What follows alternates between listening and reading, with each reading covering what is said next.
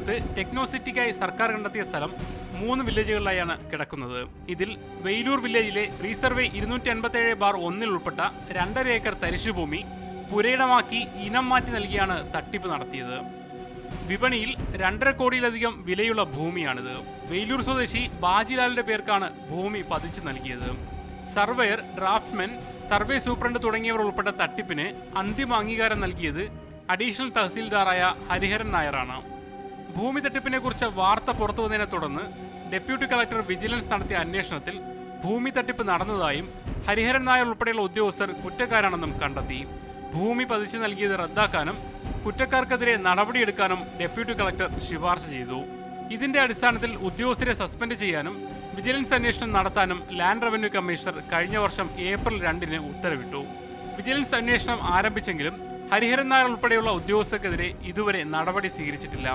അതേസമയം ഇത് സംബന്ധിച്ച് ജില്ലാ കളക്ടർക്ക് ഹരിഹരൻ നായർ നൽകിയ വിശദീകരണത്തിൽ മനഃപൂർവ്വമല്ലാതെ തെറ്റ് സംഭവിച്ചിട്ടുണ്ടെങ്കിൽ മാപ്പാക്കണമെന്ന് അഭ്യർത്ഥിച്ചിട്ടുമുണ്ട്.